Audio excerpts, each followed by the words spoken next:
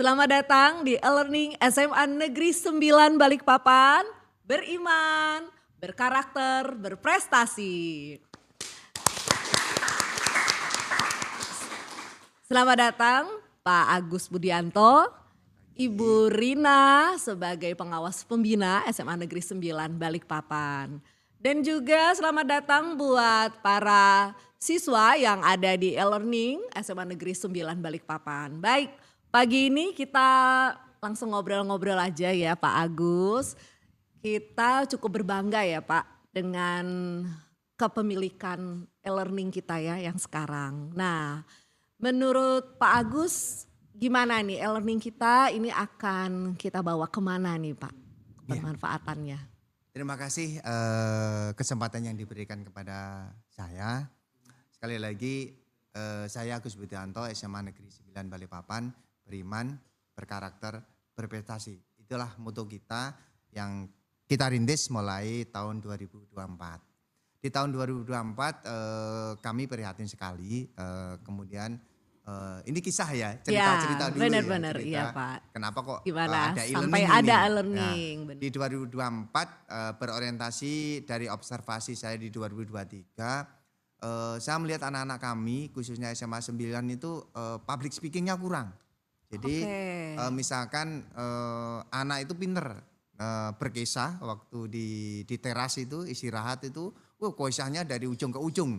Tapi begitu masuk pembelajaran di bahasa Indonesia, ada informasi-informasi dari Bapak Ibu Guru, kok rasanya kurang, beda dengan mereka-mereka yang waktu public speakingnya di luar. Maka kami bekerja sama dengan tim, kami menggodok dengan tim apa yang perlu kita desain agar nanti public speaking anak-anak itu bisa tumbuh dan anak-anak bisa termotivasi. Kemudian dari hasil koordinasi dengan tim, maka kami di tahun 2025 waktu itu itu kami akan menganggarkan podcast, membuat podcast. Salah satu bentuk bagaimana kalau sekarang kurikulum baru ya, kalau kurikulum baru itu kan ada 8 dimensi profil kelulusan. Di antaranya itu yang terakhir kalau nggak salah itu komunikasi. Nah, bagaimana komunikasi anak-anak kami yang khususnya SMA Negeri 9 itu bisa berkembang. Maka terlahirlah untuk membuat podcast awalnya itu. Podcast kita itu kita rintis, ruangan juga ada. Kemudian seiring dengan perjalanan ternyata kemarin itu ada kendala sedikit di administrasi. Nah, kemudian ketemu sama waktu itu Pak Mutanto di cabang dinas Balikpapan. Beliau ngobrol-ngobrol, kemudian pesan sama saya, Pak Agus, SMA 9 perlu apa? Mumpung ini ada CSR. Wah, kalau perlu banyak Pak, kita perlu. Terus yang sangat urgent apa?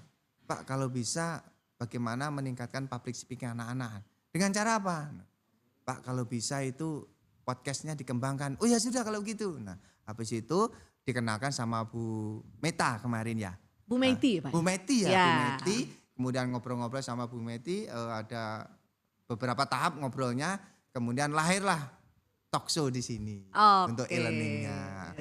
Ternyata Bu Meti itu sangat antusias juga membantu dan bisa meningkatkan public speaking anak-anak sehingga harapan ke depan anak-anak kami itu bukan hanya public speaking yang di sini yang ada, tapi komunikasi untuk desainnya juga anak-anak juga bisa memanfaatkan sehingga nanti ke depannya bisa membekali bukan hanya public speaking saja. Iya. Selanjutnya kita kedatangan Ibu Meti Ria. Nah, kalau baca-baca profil Bu Meti kayaknya langsung perkenalan aja ya Bu Meti. Saya cuma satu yang saya ingat, kita tinggal di kota yang sama. Kota Bitung ya Bu ya, Sulawesi Utara, sama saya juga. Tapi saya nyebrang Bu, namanya Pulau Lembe. Pernah ya Bu ya? Setelah dari Bitung gitu ya. Silahkan Bu Meti bisa perkenalan profil dan juga kenapa sampai ke SMA 9 e-learningnya. Atau curiganya terdampar ini. Baik. Selamat pagi semuanya. Pagi. Jadi saya di sini setidaknya ingin sebelumnya mengucapkan Terima kasih atas undangannya, di mana kami diberi kesempatan untuk menceritakan histori ya e-learning ini. Nah, jadi e-learning classroom ini sebenarnya adalah sudah menjadi salah satu program yang dibawa oleh Gugah Nurani Indonesia untuk Kota Balikpapan. Jadi konsep e-learning classroom ini sebenarnya sudah kami bangun itu sejak dari tahun 2021. Tetapi masih SD. Sudah lama sekali. Sudah 2021 ada 5 SD dan ada 3 SKB yang sudah kita di buatkan SKB sudah ada juga ya. Ya. Nah, kemudian di tahun 2024 kemarin, Gugah Nurani Indonesia bersama-sama dengan Posko Internasional dan PT ARC yang sekarang berdomisili atau beroperasi di Kota Balikpapan itu jadi kita membuat sebuah kesepakatan bersama-sama dengan pemerintah kota. Pemerintah provinsi. Ya, pemerintah provinsi. Karena SMA, SMK, iya, betul. Ya, pasti terbiasa kita yang zaman lama Bu ya. Kita sudah modern. Iya, benar. Jadi kita bersama-sama dengan pemerintah provinsi, khususnya Dinas Pendidikan cabang wilayah 1 cabang Balikpapan dan Penajam Pasir Utara ya. That's right. Nah, jadi kami membuat nota kesepahaman ya. Jadi waktu Pak Agus juga hadir ya Pak ya. Nah, jadi di akhir tahun 2024 kami menandatangani untuk membuat lagi e-learning classroom tapi untuk SMA dan SMK. Oke, jadi itu ceritanya sampailah ke SMA 9. Sampai akhirnya dari Dinas Pendidikan memberikan kami beberapa list ya, beberapa nama dalam beberapa sekolah untuk kita survei, dan berdasarkan ya keputusan bersama yang menjadi pertimbangan adalah kedekatan dengan lokasi perusahaan PT ARC tadi. ARC itu saya harus disebutkan kali ya, ya harus ya. Itu PT Akpa Refinery Complex ya. Perusahaan dari mana ini ya? Perusahaan dari Korea Selatan. Oh my god. Ya, perusahaan dari Korea Selatan. Alhamdulillah. Dan Gugah Nurani Indonesia juga sebenarnya adalah sebuah lembaga kemanusiaan yang berasal dari Korea Selatan juga, yang bernama Good Neighbors International. Dan di Indonesia Good Neighbors Indonesia dulunya, kemudian diganti nama menjadi Gugah Nurani Indonesia. Di Indonesia. Sesuai rules Indonesia ya. Harus berbahasa Indonesia. Ya. Nah, jadi itulah yang mendasari adanya e-learning di SMA 9. SMA 9. Oke, nah kalau lihat profilnya, Ibu kan juga seorang perantauan ya Bu ya? Ya, gimana ceritanya keluar dari Sulawesi Utara Bu dan akhirnya sampai ke Balikpapan, dan kayaknya di profil Ibu itu juga sebenarnya pindah-pindah perusahaan tapi satu bidang ya, ke bidang CSR ya sebenarnya ya Bu ya. Nah, mungkin Ibu bisa ceritakan dulu Ibu kuliah di mana sehingga itu bisa sampailah ke garis merahnya kenapa Ibu sekarang di CSR. Oh, oke. Baik. Wah, ini jadi pribadi ya, personal ya. Jadi nggak hanya menceritakan histori ya. Jadi oke, baik. Ini sebagai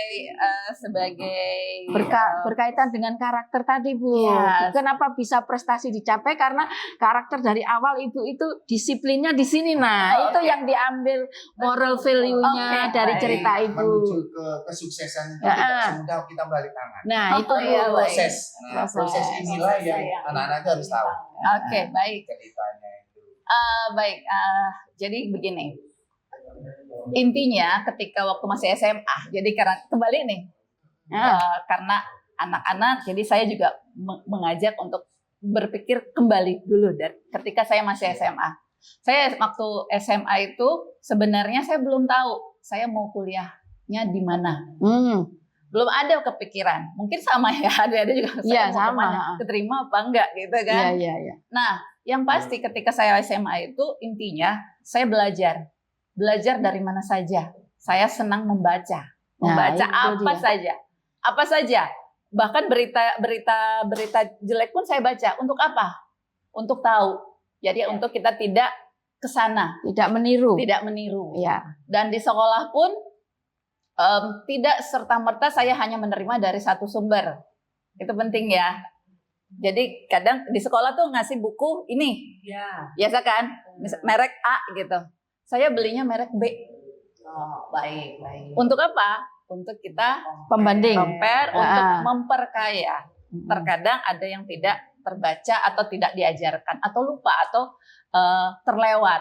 Nah, kemudian ketika lulus, belum lulus, biasanya dari universitas kan suka ngasih-ngasih tuh undangan-undangan. Brosur. Kalau sekarang undangan. Boleh tahu Bu Meti Saya SMA Bitung. SMA Negeri Bitung, Bitung. sekarang SMA Negeri 2 mungkin ya. Bitung Sulawesi. Iya, jadi waktu itu termasuk saya bukan yang pintar-pintar banget sih sebenarnya. Iya. Tapi kalau agak badung-badung dikit iya.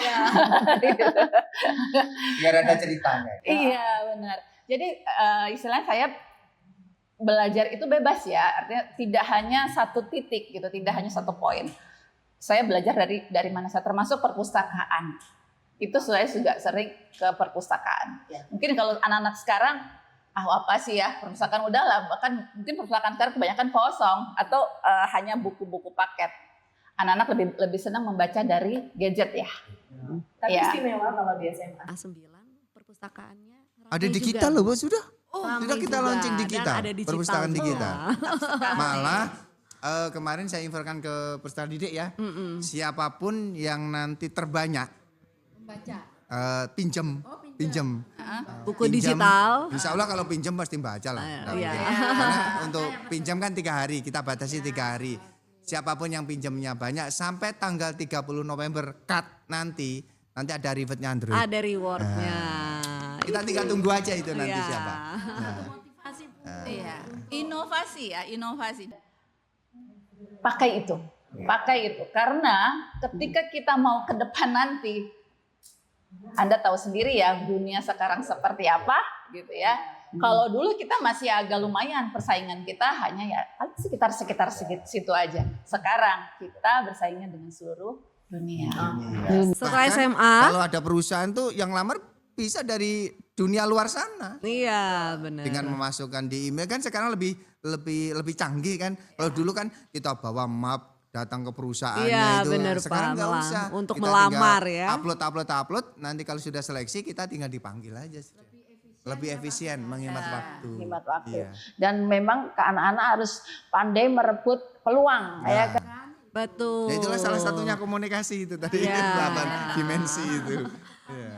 Oke, kita lanjutkan. Setelah SMA kemana nih Bu Meti? Setelah itu tadi ada nih kalau zaman dulu ada undangan-undangan dari universitas negeri Jalur ya, undangan. jalur undangan. Simpen Maru ya Bu? Lain. Ya, bukan. Apa itu? Saya ikut undangan seleksi. Jalur undangan seleksi. Ya. Jalur undangan di mana nanti sekolah kan yang Iya, merekomendasikan. siap. Nah, jadi waktu itu akhirnya saya dapat tawaran ada tiga perguruan tinggi. Nah, tapi karena yang satu mama saya maunya di A, bapak saya maunya di B. Ya udah Ibu? saya ambil yang mereka tidak mau dua-duanya, yaitu IPB ya. Saya milih yang IPB luar biasa. Saya memilih itu. Alumni IPB.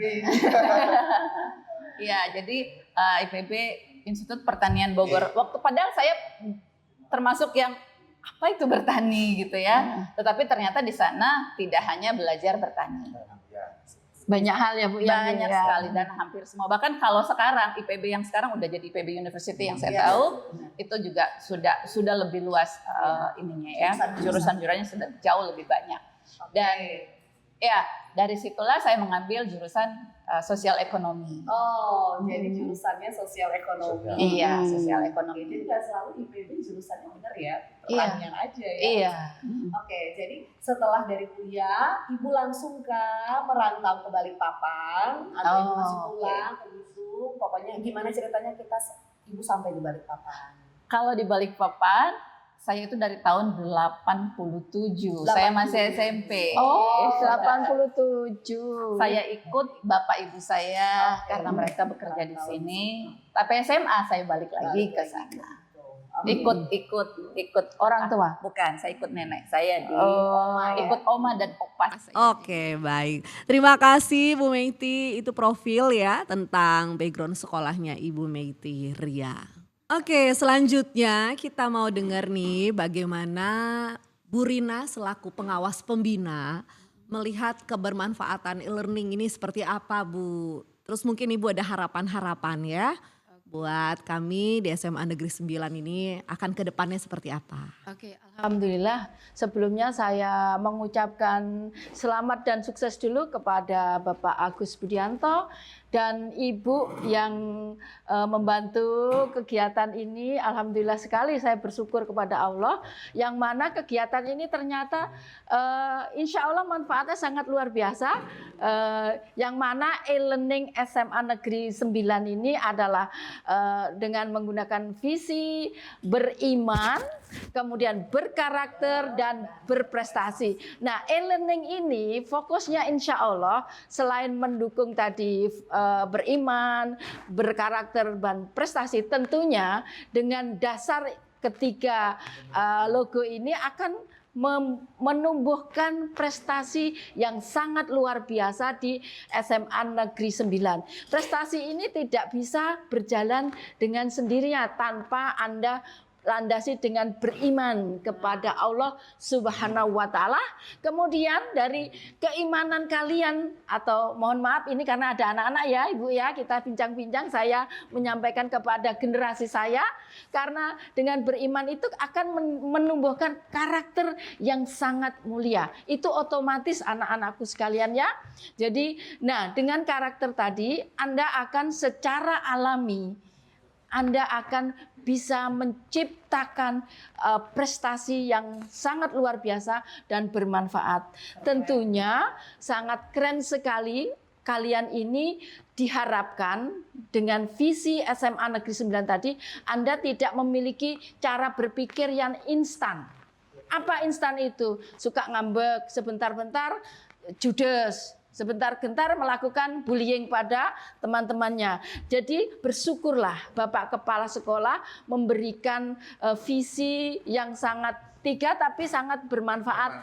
Bermanfaat sekali kalau kalian bisa menerapkan dalam kehidupan sehari-hari. Jadi anak-anakku sekalian, jadi dengan adanya e-learning ini tentunya akan sangat memberikan manfaat. Satu, Anda akan sifatnya akan personalitas ya, personalitas. Jadi kalian akan diberikan tugas-tugas sesuai kebutuhan pembelajaran.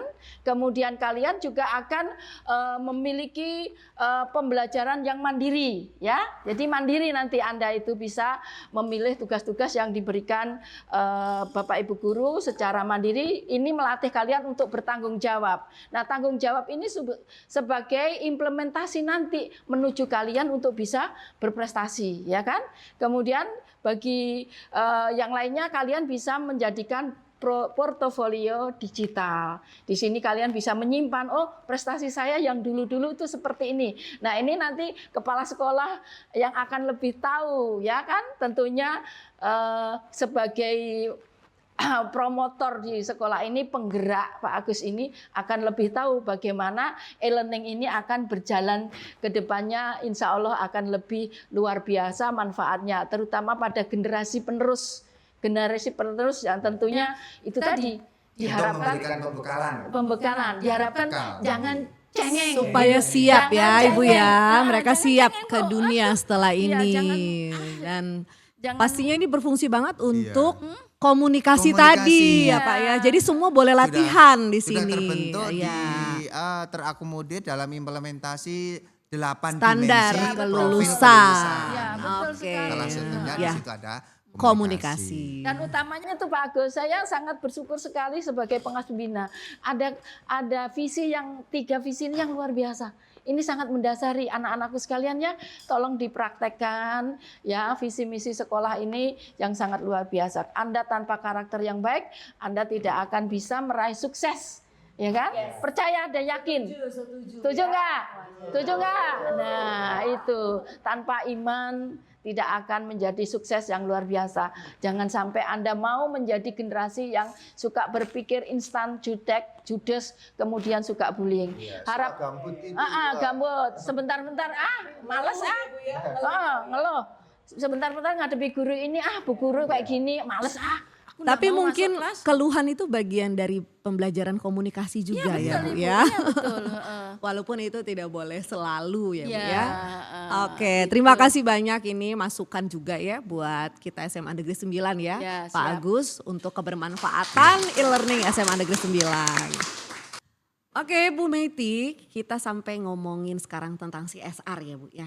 Nah CSR ini Ibu kayaknya banyak ya berkecimpung semuanya itu kayaknya beberapa perusahaan itu hampir CSR aja yang Ibu bicarain ya. Bahkan kemarin penerima penghargaan dari provinsi ya Bu ya. Yang diserahkan langsung oleh wakil gubernur ya. Nah itu mungkin Ibu bisa cerita Bu sebelum kita closing ya Bu ya. Silahkan Bu Meiti. Oke, baik. Jadi ya ternyata setiap pilihan kita, setiap keputusan kita itu pasti menghasilkan sesuatu di masa depan kita. Ya, Saya nggak pernah betul, nyangka betul, juga, betul. nggak pernah nyangka gitu akan berada di dunia CSR karena sebelumnya saya itu bekerja di beberapa perusahaan, tapi semuanya itu adalah perusahaan-perusahaan yang berkecimpung di dunia ekonomi. Walaupun saya dulu SMA IPA, tapi ujung-ujungnya saya di perbankan. Ya. Saya sempat bekerja di perbankan, kemudian di insurance, juga sama di bursa efek, juga sempat saya berkecimpung di dunia itu. Namun kemudian ketika saya di perbankan, saya mengambil keputusan untuk resign dari pekerjaan dan saya membuka atau membangun sebuah lembaga. Ya. Pada saat itu saya membuat yayasan yang bernama Sayap Sutra Anak Negeri. Nah, Sayap Sutra Anak Negeri. Ya. Perusahaan yang bagus sekali itu judulnya. Bukan perusahaan, Bu. Yayasan. Yayasan yang Yayasan. sangat bagus. Itu saya waktu itu bersama teman-teman kita berharap yayasan ini bisa mengajak anak-anak untuk terbang bersama ya, take off ya gitu untuk ayo kita sama-sama memajukan dunia pendidikan, menyehatkan generasi dan juga memperbaiki lingkungan. Ada satu harapan Visinya ya. Ya. Visinya ya Bu Meiti. Ya, ada harapan saya waktu itu ingin menjadikan kota Balikpapan ya waktu itu. Wah, Waktu itu sudah diimpikan oleh Ibu ya. Mimpi sudah. Iya, jadi saya berharap kota Balikpapan itu memiliki eco society dan juga happy society. Jadi masyarakat yang peduli dengan lingkungannya dan masyarakat juga yang berbahagia gitu. Pada saat itu ya saya berharap demikian. Itu tahun 2012. Berapa tahun yang lalu? 13 tahun yang lalu. Nah, ya betul. Nah dari situ kemudian saya banyak belajar juga membaca bagaimana mekanisme-mekanisme agar ini bisa terwujud. Tidak selamanya kita harus menggayat pemerintah gitu ya untuk minta APBD atau APBN gitu. Karena kan banyak ya lembaga-lembaga yang bergantung dengan pada APBD. Nah kami bagaimana caranya agar tidak bergantung. Jadi tidak tangan di bawah, tapi bagaimana kita tangan itu salaman. Nah, tangannya salaman. Jadi tidak di atas, tidak di bawah, tapi kita salaman. Berarti artinya kita kolaborasi. Dan juga akhirnya menjadi congratulations, selamat sukses ya kan? Itu kan Bu. Benar. Ya. Artinya bergerak bersama, bekerja bersama. Nah, setelah itu kemudian ya seiring waktu Tuhan kemudian ya membawa kita menuju ke apa yang kita mau. Jadi itulah ternyata doa dan kita harus setia sama cita-cita. Iya. Setia sama cita-cita kita. Jadi ketika pada saat itu saya memang menginginkan anak-anak saya itu tumbuh di lingkungan yang baik, gitu, di tempat yang baik karena sehebat apapun kita mendidik sebagai orang tua ya, sehebat apapun kita mendidik anak kita atau bahkan kita menjaga sedemikian rupa, ketika lingkungannya, apakah lingkungan sekolah, apakah lingkungan di luar sekolah itu akhirnya tidak mensupport dia atau bahkan memberikan efek negatif ke dia, itu akan mempengaruhi hidup dia nantinya. Nah, ini juga yang salah satu yang mendasari kenapa saya berada di dunia CSR gitu ya. Nah, karena di CSR ini ada niat-niat baik dari pemilik modal, perusahaan-perusahaan, dan mari niat baik itu, ayo kita kumpulkan sama-sama, energi-energi baik ini kita kumpulkan sama-sama, kemudian untuk menjadi sebuah Kolaborasi yang indah ya. ya, dan bisa membuat sebuah perubahan. Ya. Perubahan Makanya tentunya learning untuk transformation. masa depan Iya. anak-anak kita itu. Iya, Generasi betul. penerus itu. Iya, betul. Nah, kemudian di tahun 2021 saya dipertemukan dengan Gugah Nurani Indonesia. Oke. Gugah Nurani Indonesia. Nah, sampai hari ini bersama Gugah Nurani Indonesia kita tetap concern untuk dunia pendidikan, khususnya untuk Balikpapan kita concern ke dunia pendidikan. Sip. Begitu ya, terima kasih penjelasannya Bu Meiti. Jadi sampai ke dunia CSR itu karena punya visi ya Bu ya. Dan visi itu datang dari tahun 2012. Dan terlaksanalah di tahun 2020-an ini ya Bu ya, di 2021 ya. 2021. Iya. Dan ini pasti akan mau lebih berkembang lagi, bukan hanya untuk Kota Balikpapan tapi untuk Provinsi Kalimantan Timur. Begitu ya Bu ya. Kalau bisa Seluruh Indonesia. Amin. Baik, untuk kita closing, ada statement closing kali ya Pak ya? Mau satu kata Pak? Untuk anak-anakku sekalian, Untuk yang anak-anak jelas ya. moto kita dari beriman, berkarakter, berprestasi. Alhamdulillah di tahun kedua SMA Negeri 9 Balikpapan sudah mengukir tingkat nasional. Yes, Yang satu benar sekali. mengantarkan anak kita yaitu Duta Putri Pelajar tingkat nasional. Ya, Dan yang baru saja adalah Duta OSIS, OSIS terbaik terbaik se-Indonesia. Alhamdulillah kita Yang jelas kita tetap bersemangat untuk mengisi masa depan kalian. Baik, terima kasih banyak Pak Agus sebagai Kepala SMA Negeri 9 Balikpapan yang sudah memberikan motivasi buat pagi hari ini. Ibu Meiti, Ibu Rina sebagai pengawas pembina, dan pastinya semua ini kita mau sama-sama berdampak ya Bu ya, buat orang sekitar ataupun orang banyak seperti itu. Baik, kita akhiri untuk podcast pagi hari ini. Selamat untuk semua anak-anak dan sampai ketemu di podcast-podcast berikutnya.